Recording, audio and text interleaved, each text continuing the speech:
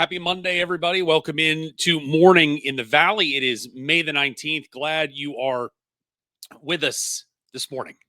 We are going to do a little change of pace today as kind of a little bit of a soft time as we officially put the wraps here in the next, 12 days on the 2024-25 calendar year before everybody comes back after Memorial Day and begins their summer workouts. So players off campus right now, they'll be back next week. Coaches out recruiting, of course, and trying to find a sliver of daylight. But we're going to spend some time this summer when we do have a little downtime, looking back at some of the great players and great teams from the history, the Missouri Valley Conference, and that's what we're going to do today. Is we're going to talk with all-time Southern Illinois great Kent Williams, and we're going to look back specifically at that 2002 Southern Illinois Sweet 16 run that really kicked off just that 6 years of dominance for the Salukis.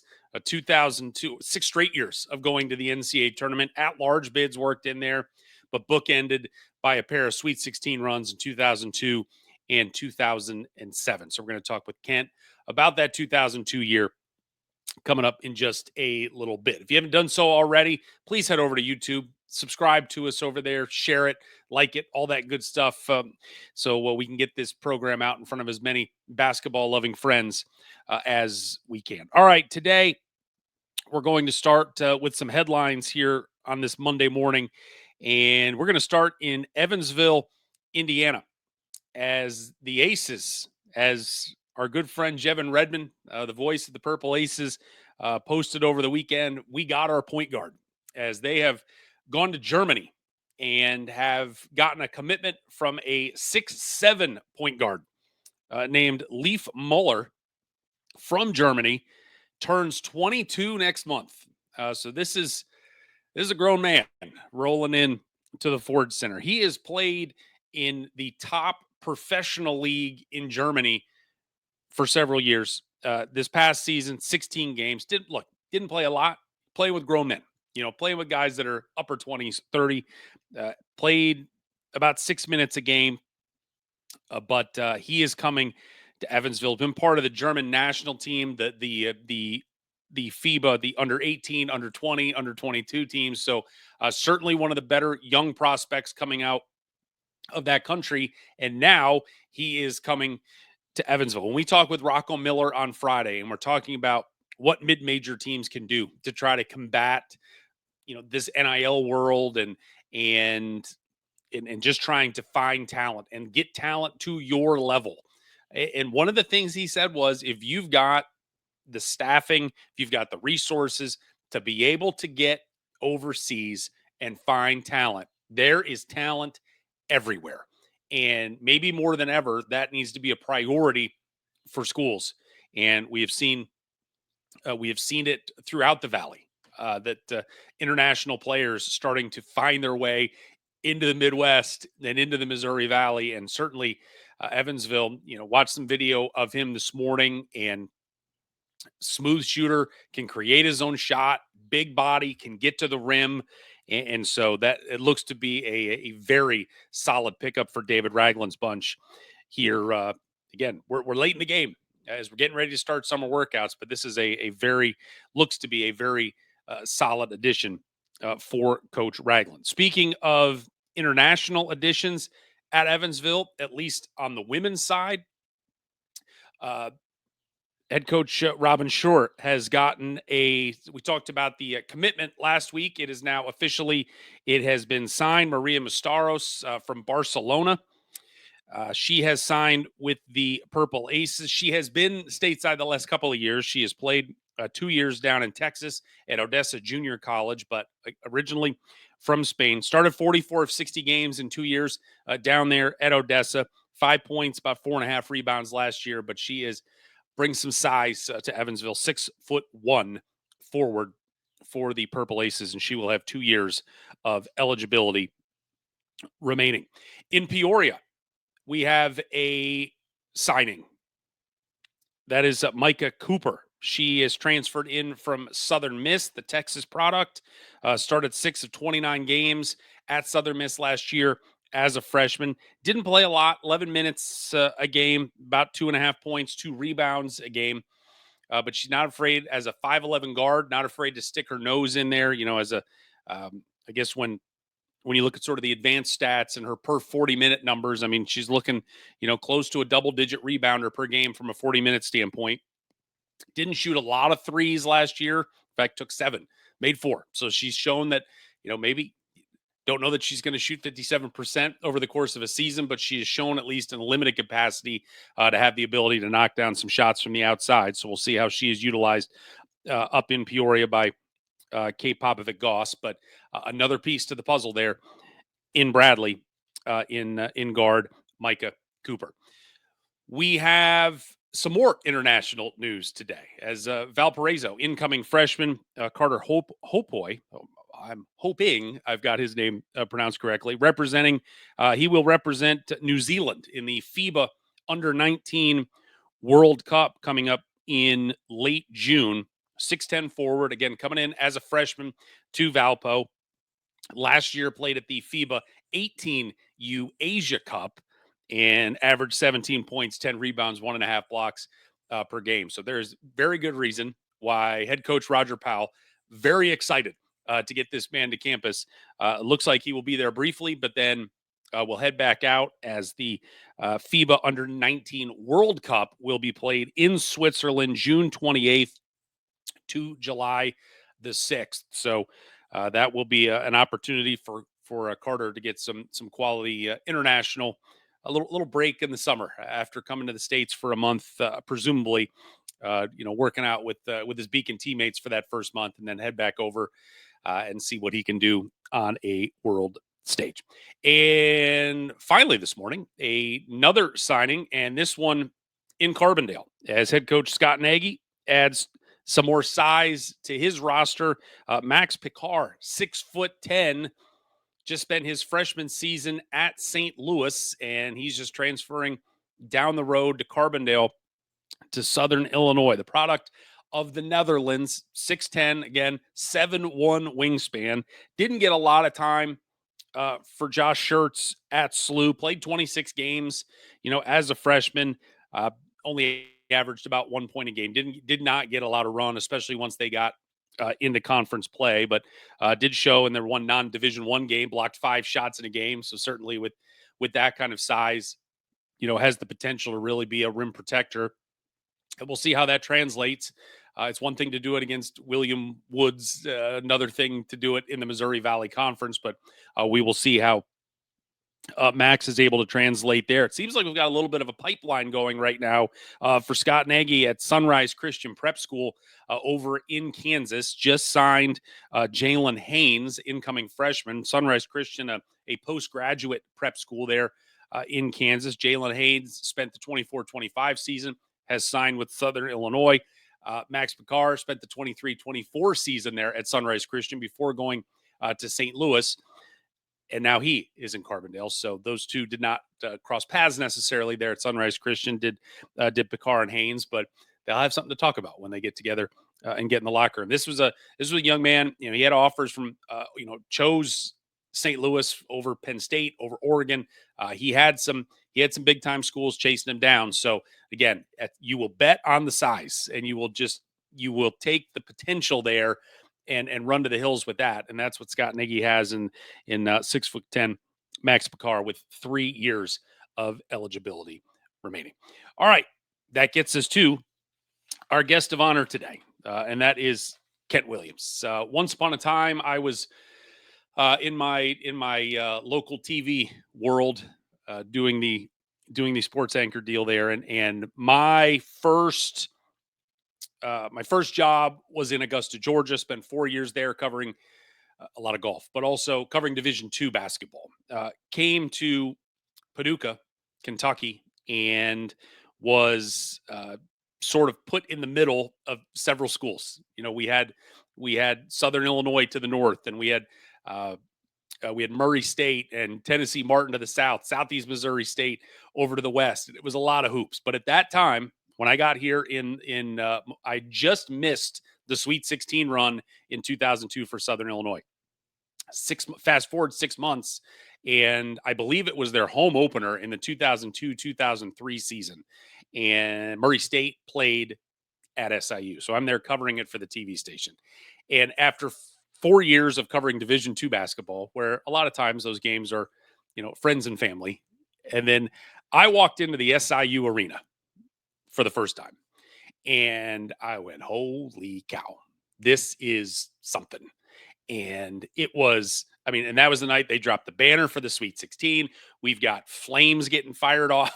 It was, that atmosphere was bananas. And that was kind of the night I fell in love with that arena and the atmosphere in there, and it grew over the next 5 years. But that was the night Kent Williams. That was the start of his senior year there at SIU. And we were talking before we started recording the other day that his senior night, you fast forward to the end of that year, Creighton came in. I believe they were playing for a conference championship, a regular season title. And, Kyle Korver, longtime NBA pro, he was phenomenal on that Creighton team. But that was just a war, and two fan bases that couldn't stand each other. And if you were not in that building in late February, early March of 2003 with SIU and Creighton senior night in Carbondale, playing for everything, it was one of those feelings you don't forget. And man, what a spectacle it was. And Kent Williams was in the center of a lot of that. And to look back at what he did now, 22 years since he last wore a Saluki jersey, finished his career with 2,012 points, one of two Salukis ever to score 2,000 in a career. Charlie Vaughn being the other. Number 2 all time and made 3-pointers behind only Shane Hawkins, who played back in the 90s. Started 130 of 130 games in his career. That is the most ever in an SIU uniform. Shot 39% from three for his career. Shot 46.5% from three as a senior. 9th all time in assists. He was the freshman of the year in 2000, second team All Valley in 01, a 2-time first team All Valley competitor, a Saluki Hall of Famer, and in 2019, the Missouri Valley Conference enshrined him into the Valley Hall of Fame as well. An unbelievable career. But today, we are going to talk about his impact and the impact of that program to the 2002 edition of the Southern Illinois Salukis. 28-8. Got an at-large bid to the tournament and found their way into the Sweet 16, which kicked off a decade of dominance there for the Salukis in Carbondale. So without further ado, here's my conversation from a couple of days ago with an all-time great from Southern Illinois, the pride of Mount Vernon, Illinois. Here is Ken Williams. Ken Williams, I guess before we get to the fun year in 2002, your freshman season, 2000, you win 20 games, second round of the NIT. 2001, a step back, goes 16-14 that year. What was the vibe that summer going into that 01-02 season after again a step back and just trying to get things going again? Right. I think the summer, looking back on it, was one of the key moments to us taking a step forward. The year before, we lost a lot of leadership from the 2020 team. We had 4 really good seniors that were our leaders for us. And then the next year, a lot of us guys going into kind of a new, probably a new leadership role. I was just a sophomore and trying to be a leader while still going through it. So we struggled that year. And then going in the summer, we changed our mindset. We all stayed all summer long. Nobody went home. So we stayed and we worked, and we had a chip on our shoulder about us that summer. The coaches challenged us, and after coming off a frustrating season, and not to forget, we had 3 really good players sitting out that year, right, that were red shirts, and now they were coming off their red shirts. So we knew we were adding some good pieces. Just needed to just kind of get our minds right and get everything right before we stepped into that season. One of those red shirts, Roland Roberts, who had 3 really good years at Virginia Tech and sits out, and then and then comes in an undersized big, but certainly gave you guys a different dynamic there in the middle. What you guys in those days, kids had to come and sit for a year before they could play. Where was your level of expectation of what he was going to be able to do going into that summer? Was it a sense of, boy, we just got a cage lion we're about to unleash on the world? Yeah, we felt like we had a secret weapon that not too many people knew about. A couple of us went to some trips on the summer with other guys in the league, and they were like, "Oh, you got who sitting out?" And they don't know who he is. I'm like, "Hey, he's going to be pretty good." And then, because we saw him every single day in practice, and when the starting five is having a hard time beating the scout team because you've got Roland Roberts, Brad Korn and Darren Brooks over there. And that's a pretty good scout team every single day. So, we knew that was going to help. It was going to help take a lot of pressure off me as a perimeter guy. We were going to get more inside scoring along with Jermaine Dearman in there. It's going to help open him up. And a lot of what we were working on was trying to figure out how we're going to play. I wouldn't say they were twin towers, but two big guys with Dearman and Roberts. So a little bit different type of offense, a little different type of dynamic than what we had the year before. But Roland definitely unleashed his power and explosiveness on the league. Had some big time games that year. You mentioned the coaching staff a little earlier. Obviously, Bruce Weber still cutting his teeth as a head coach after being such a long time assistant. But that staff you guys had was just looking back at it with Rodney Watson and Chris Lowry and Matt Painter. What was it like playing for that brain trust, who obviously all individually have gone on and had great careers in their own right? Yeah, I mean, especially looking back on it now, seeing the type of careers that everybody ended up having. Coach Weber was still just getting going, and then you see what he did at Illinois and K-State, and of course what Coach Painter's doing at Purdue. Chris Lowry took over SIU and had some really good years, took him to Sweet 16, 3 straight tournaments, and then Rodney Watson goes to Southern Indiana and does a great job there. So, I mean, you talk about a whole staff that ends up being head coaches. 3 of them at the Division I level, and those guys not having an ego about each other. And obviously it was very early, very young in their careers, but all hungry to prove themselves and to, work with us and help us get to where we wanted to go. And then you kind of look back at the players that we had on the team. I mean, I'm obviously a coach. Darren Brooks is a coach. Brad Korn's a coach. Marcus Belcher's a coach. I may be leaving somebody else out in there, but I mean, you've got the guys that are coaching us and see what kind of careers they had as coaches. And then you got players that kind of had coaches' mindsets as while we were out there, and you put it all together and you can create some success like we did. When you got into the season, got off to a good start, you play in that Las Vegas Invitational, you play the number 2 team in the country in Illinois, you lose by 3, and then a week later you come home and you beat Indiana at the arena. Which one of those games maybe affirmed to yourselves that, man, I think we can be really good, being that close to the number 2 team in the country or beating a Big Ten team in your building?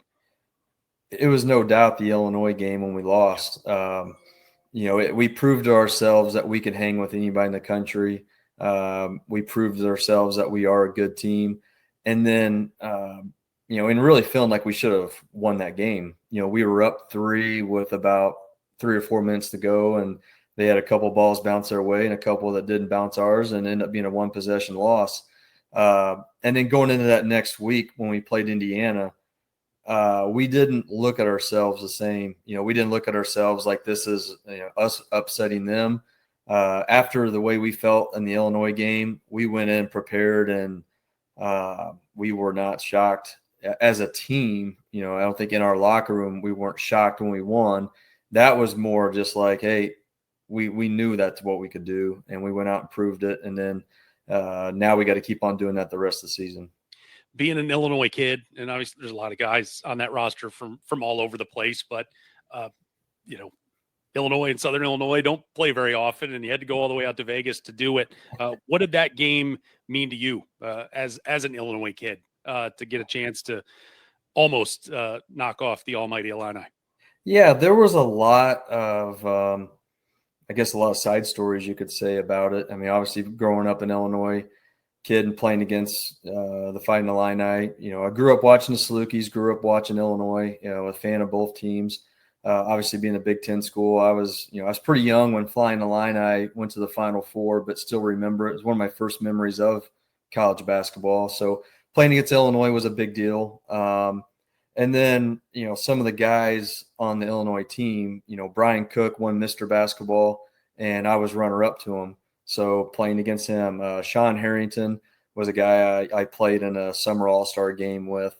And then growing up watching Frank Williams, who was the point guard on that team, win three or four straight state championships for Peoria Manual. So there was a lot of, just a lot of guys' names on there. Corey Bradford was a guy that made, he set a record for the most threes made in a game, and I ended up guarding him most of the game. So a lot of guys I knew, a lot of guys I, kind of watched. And then I knew I had I wouldn't say a chip on my shoulder, but when you're a mid-major guy going up against a high major program, everybody there feels like, hey, you looked over me, you passed up on me at some point.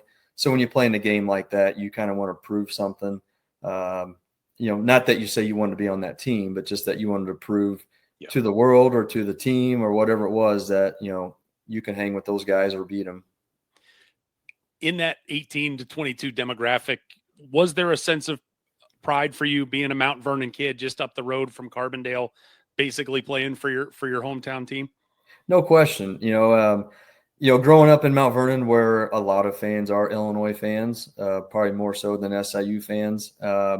And then, in that game, trying to not say you're trying to change everybody's mind, but just prove that, hey, we can hang with those guys. And that was kind of my goal going into my career at SIU was I'm going to the local school.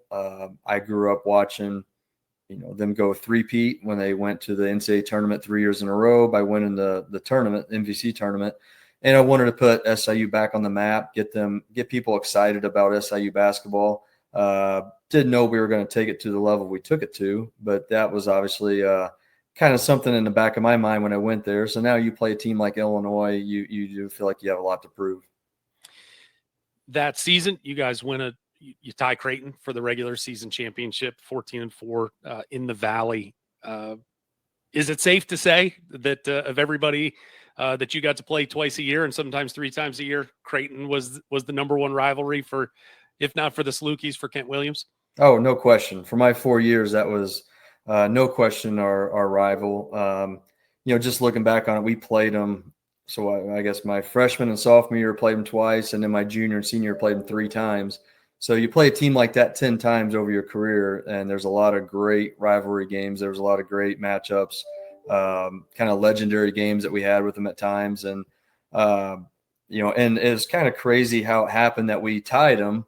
We went in the last game of the season. We were down a game, and we were playing Bradley at home, and they had Drake at home, which was towards the bottom of the league.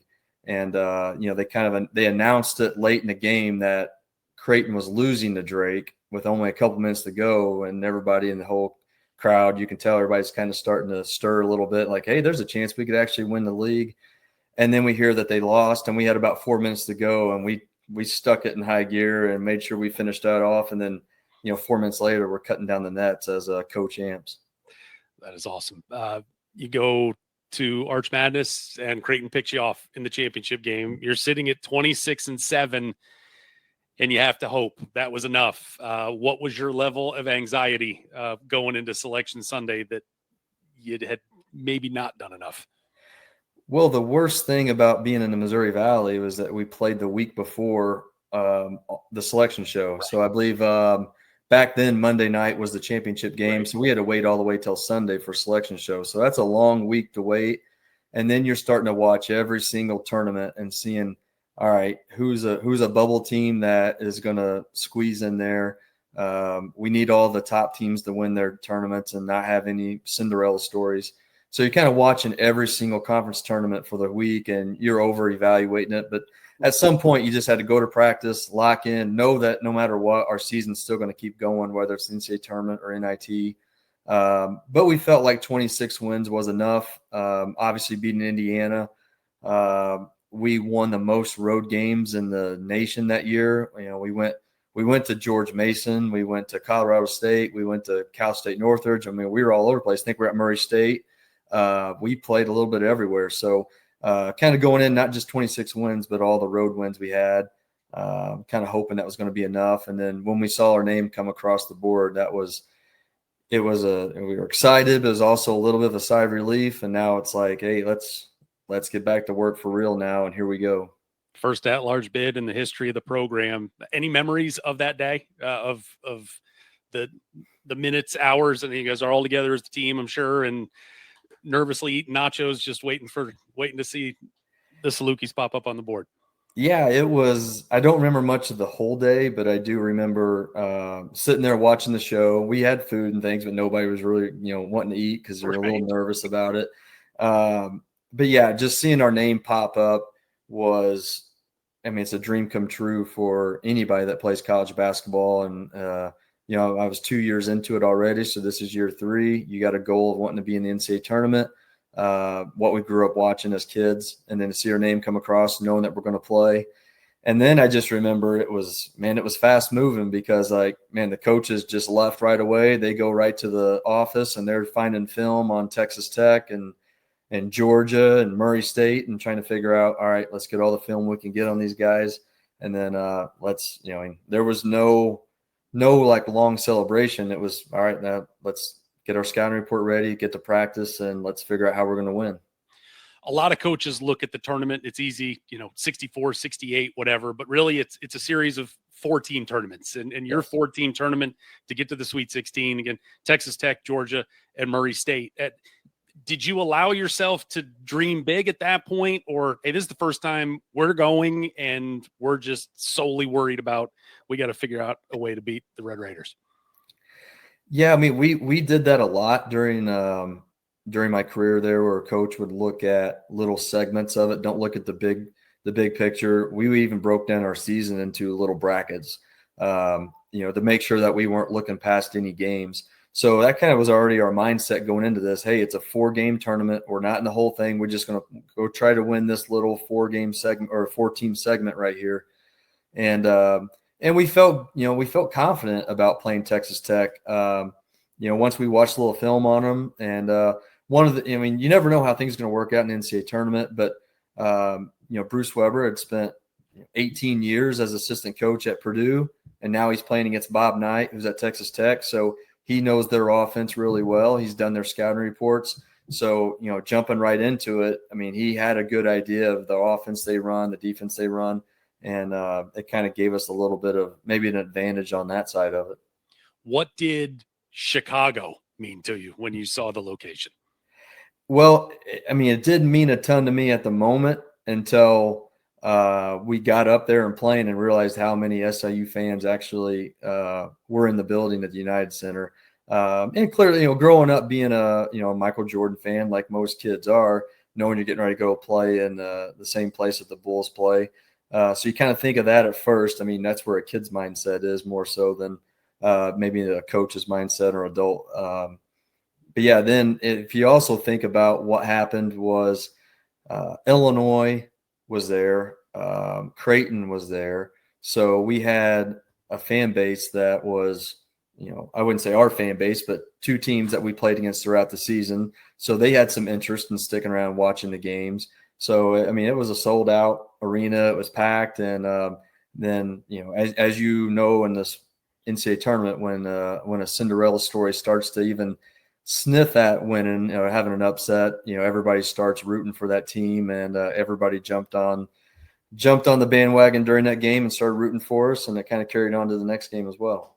Any behind the scenes stories for you? Anything memorable of your personal, like, off the court, just NCAA tournament experience, that maybe something that, hey, it's our first rodeo and I didn't know this was going to happen, but that was kind of neat? I mean, It's funny because there are two things. Well, one thing did happen, but another thing is when you're in the NCAA tournament and you're just treating it like another game. I mean, you do your scouting report, you eat your pregame meal, you go do your warm ups, and you jump out there and you're ready to play. So you kind of treat your routine like anything else. Compared to when you're a fan and you see all the everything on TV and you see the build up, it's a little bit more.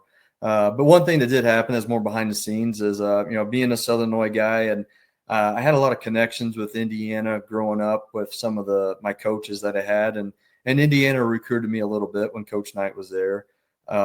So then when Coach Knight ends up at Texas Tech and we're going against him, we win the game. I was actually, back then, what we're talking 2002, I was doing an interview with a radio show after the game in the hallway of the United Center on a payphone.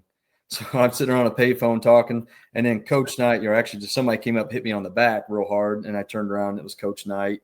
And I think I dropped the phone right in the middle of the interview, and he congratulated me on the game and told me, "Hey, a kid like you could have played for me any day," which meant a lot because I knew they recruited me a little bit, but never, once again, one of those moments where you got passed up on. So yeah, that happened behind the scenes, and then I quickly jumped back on the radio show, and they were asking me what was going on. I said, "Well, sorry about that. That was Coach Knight that just came up to me." So, and they're like, "Yeah, we heard the whole thing on the radio. That was good radio for us." That's one of those stories that I have heard sort of anecdotally over the decades, and you're never really sure how much it just was legend or myth or if it actually happened. So that's pretty awesome that it did. Jermaine Dearman had an awesome weekend, and I feel like from that era, that 2000 to 2008 window where SIU was just at such a peak, and so many great players through that time. He got a lot of recognition, but I feel like it's in a weird way a couple of decades later that he might have slipped through the cracks a little bit and maybe underrated in the impact that he really had on that Saluki program. What can you say about Jermaine and just the impact that he had on that program?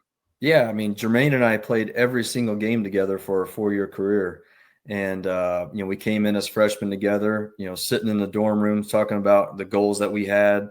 And then, I mean, I don't know the numbers. I know when we finished, we were the top two, like as a duo in a career, we were the top two scorers as a dynamic duo. So I'm pretty sure we're at the top of that. And the way the portal is these days, I'm not sure anybody's going to catch that one. So, because I think we scored 3,500 points together, and obviously had a lot of wins together.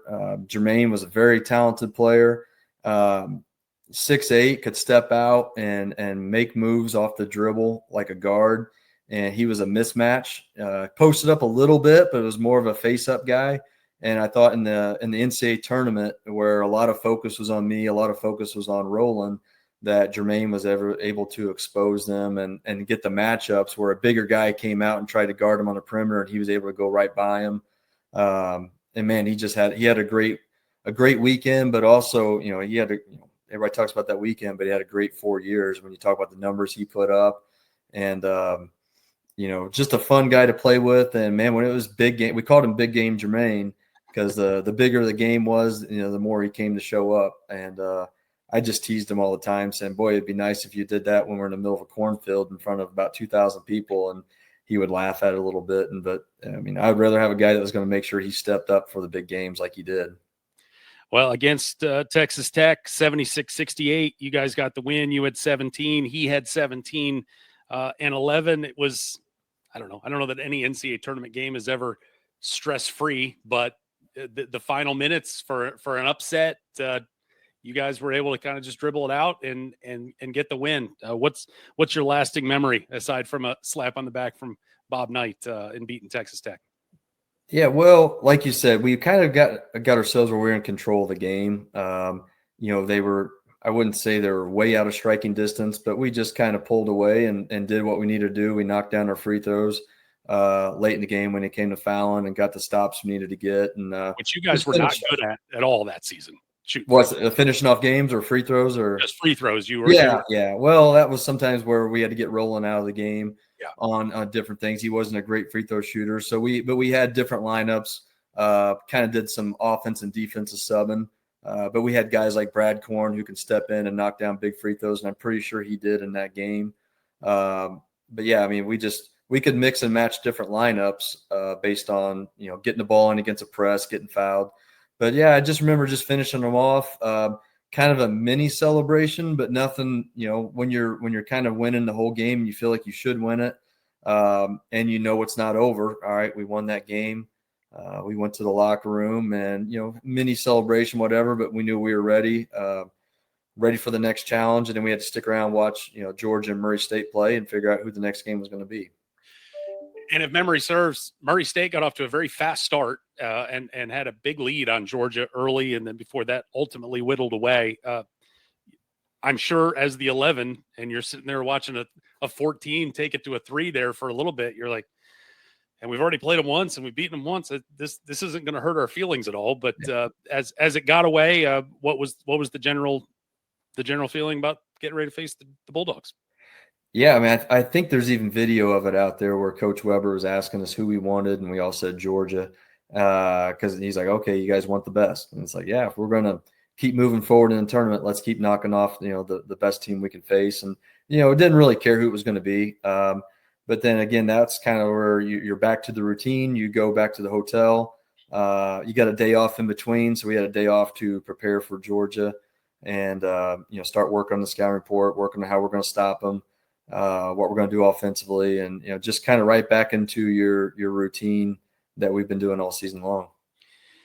77-75. You didn't have much drama against Texas Tech. We got drama at the end with Georgia where it got a little just tight late. Jermaine Dearman missing a jumper in the final 30 seconds. Chase's kind of steals an offensive rebound away from you as I was watching the video this morning to keep the possession alive, and then some intentional foul stuff that Georgia didn't like, but you guys able to hit the free throws down the end. Just what's the, it's one thing to win one game. It's a whole other thing that you're knocking on the door to the Sweet 16, and it's a back and forth thing. What are those final 5 minutes like, just from a player standpoint, in a building that is now officially 98% pro SIU? I mean, the roars for you guys, it was just the hair stands up on your arms watching it again.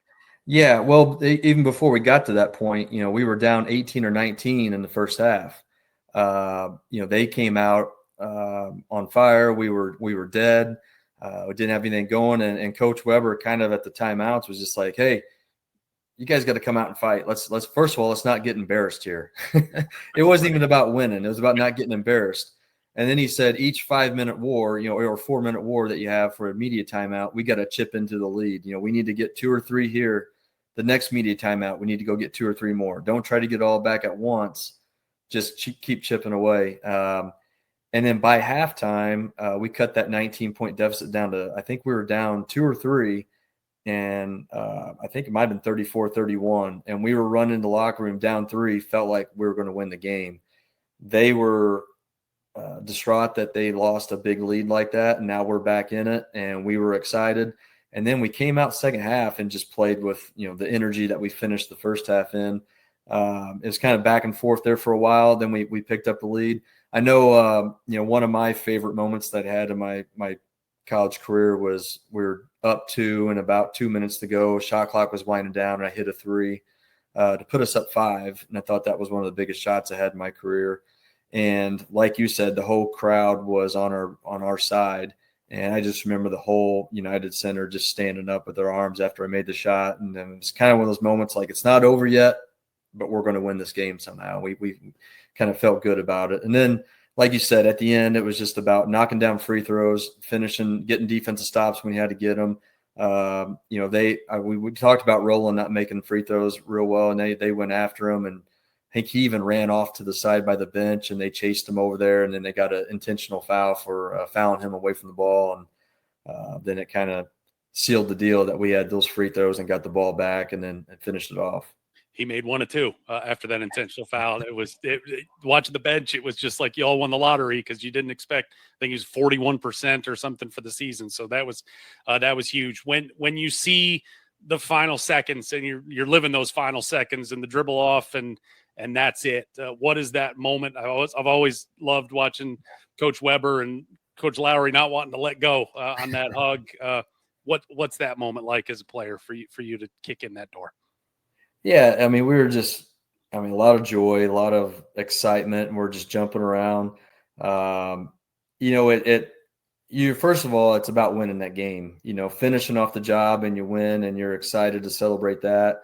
And then as you are kind of walking off the floor, you realize what you've really done. And we're moving on to the next weekend. We're going to the Sweet 16. And, you know, you don't let yourself get too lost in it during the game, but then after the game, it just kind of hits you. And then again, those are your brothers. Those are the guys you've been going to war with, been fighting with. Like we talked about to start this whole conversation, you know, go back to the summer where we started the process. You know, that's where it really got going. So it wasn't like it just happened all of a sudden. This has been a long process, a long build up getting to this point. So got to the locker room, all jumping up and down, celebrating, having fun. And then just trying to figure out, all right, now what do we do now? Now we're off to, you know, and then that next week turned out to be maybe one of the most hectic, crazy weeks I had in sports that I've never experienced even after that. And with just so much people in Southern Illinois being excited for us, we got back from, you know, Chicago, the whole airport's full of people, you know, just packed of people. We had media there all week, interview, press conferences, all kinds of stuff that, you know, we weren't really used to in Carbondale. What kind of celebrator was Bruce Weber? Was he a stand back and watch you guys, or was he all in the middle of it? Kind of combination of both. I mean, he's always pretty reserved, but, you know, just we were all in there first. And then when he comes running in, we're all jumping up and down and, you know, kind of get him in the middle. And, you know, we're all just kind of, he's in the middle of a mosh pit or something like that. But no, I mean, we all celebrate and then we go back, sit down and let him talk. And, you know, but I mean, we were all so excited for each other, you know, for our coaching staff, for Coach Weber, for each other. And then, you know, quickly it's like, hey, now let's move on to the next task, because that's kind of what it is. You know, you just can't get totally lost in it. You got to get ready and, you know, figure out, all right, where are we even playing at? Like, we weren't even looking past Chicago. So where's the next round at? Where are we flying to? And what do we got to do? Very cold Syracuse on the board to go play UConn. We hear all the time about sight lines and shooting lines and all that. What is it like trying to shoot a basketball in the Carrier Dome? It's tough. Yeah. And it's even tougher when you've got Ben Gordon and, you know, Karan Butler guarding you too. So Right. Those guys aren't easy to get away from. But, yeah, definitely playing in a dome like that.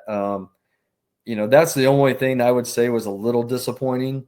It was cool that we were playing in front of, I mean, I don't know, 40,000 people were probably in that dome, 30,000, however many seats. But they were so far away from you, it really never got real loud. Compared to what we just played in the United Center, where it's an arena, it holds the volume, holds the noise, and then you know, playing in the Carrier Dome, trying to shoot in that, it felt like everybody was so far away from us.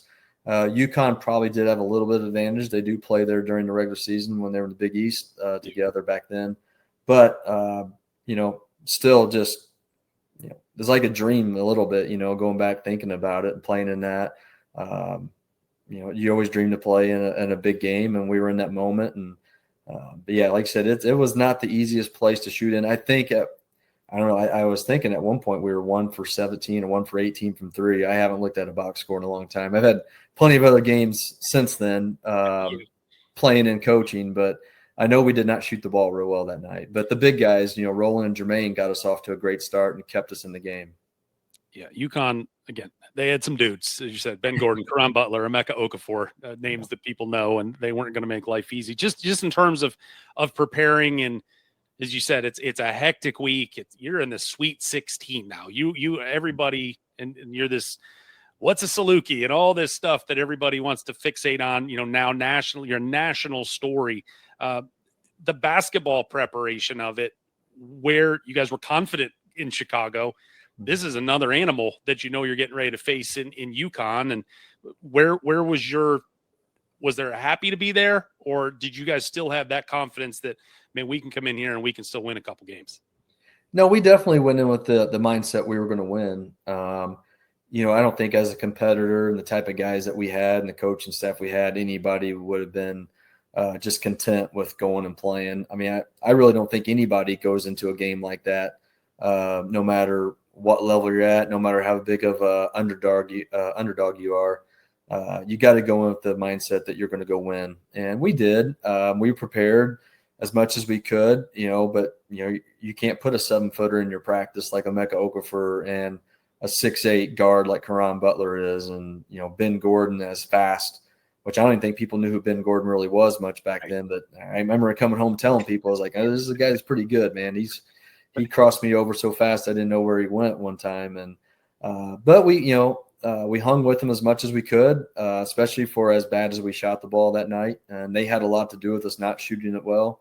But yeah, the whole week, I mean, you go to class, everybody's talking about it. Your professors are talking about it. The kids in your class are talking about it. Everybody around campus is talking about it. Then you go to practice, and that's kind of your comfort zone to get away from it all and lock in. And then as soon as practice was over, here's a press conference, here's a TV show, a radio show, something else that we had to go do. That I since then I've worked at Purdue and Tennessee and some big places where some of that stuff's a little bit more the norm, especially if you're in a bigger city.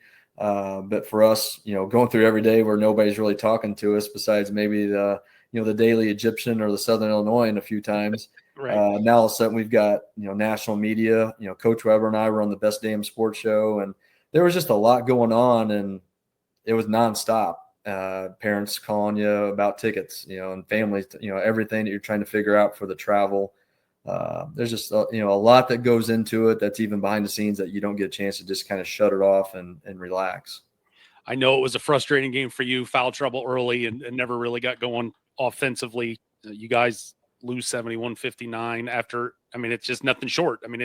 It's the magical run every mid-major hopes for. You want to keep playing for a couple more weekends, but when it's over and just the walk off, what's the general sense of disappointment? Does disappointment override the pride, or like where's that balance at that point?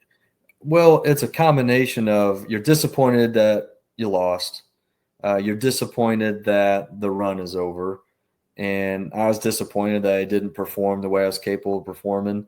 And then the next thing is you're just, it's the seniors that are on the team. It's their last game, and you're giving Marcus Belcher a hug for the last time as a teammate, and Roland Roberts and Tyrese Bowie and the other seniors. Those guys, when it's their last game, that actually probably takes a little bit more of the hit more than anything. That the season's over, we lost, and then you look around the room and those guys aren't your teammates anymore when you walk out of that room. So the closeness and the bonds that you build with these guys. I talked to Marcus Belcher last week. He just recruited one of my high school players, and I helped him get him. So it's like the relationships that will never go away, stay there, and that's what you kind of remember at that moment.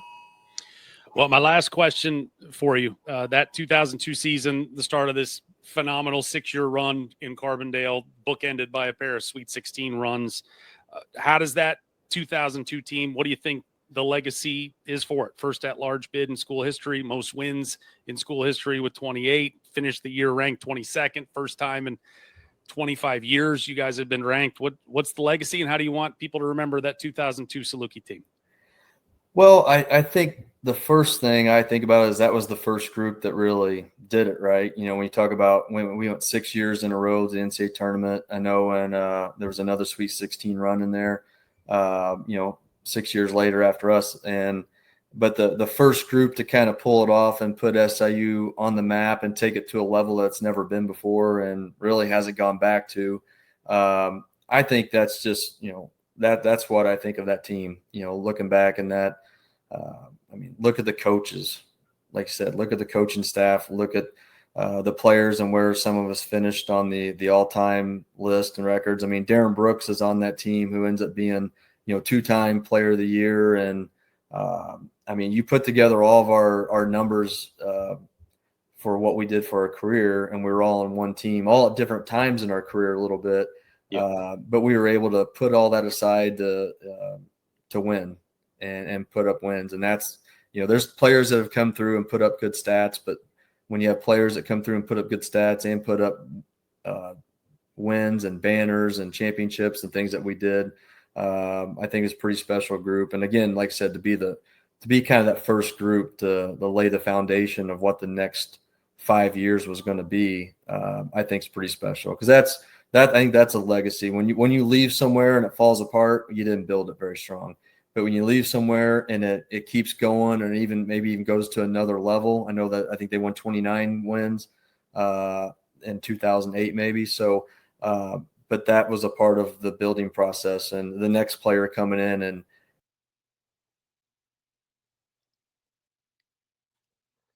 Well, there was Kent Williams, and sorry, we got the last 10 seconds of his last answer cut off there. Just about being able to build it and sustaining it, and being leaving the it better leader than for you the found next it. group And and just keeping on going.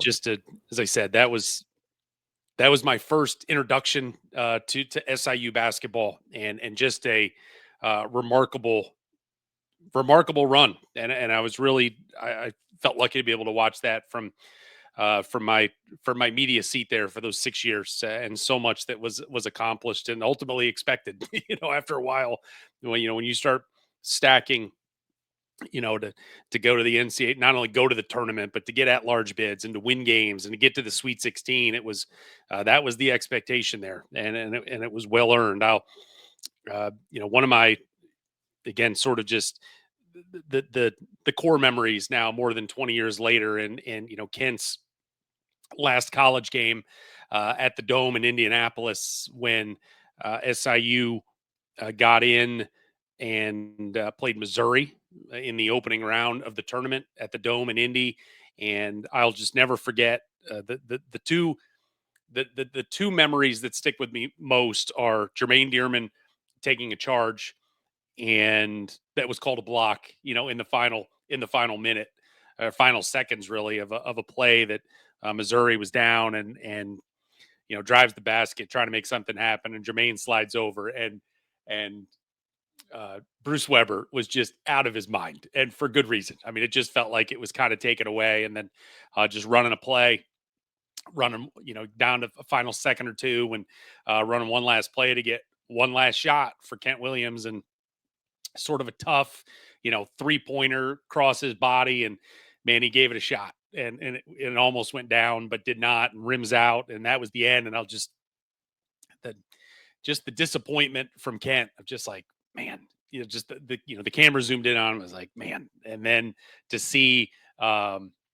uh, you know, Bruce Weber in the background holding the dry erase board, and he just frisbeed it at the bench. And the frisbee always just made me laugh. But I hope you enjoyed that conversation with Kent. We'll have more conversations about some great players, great teams from the history of this great league as we roll through the summer. But that does it for this morning's edition of Morning in the Valley.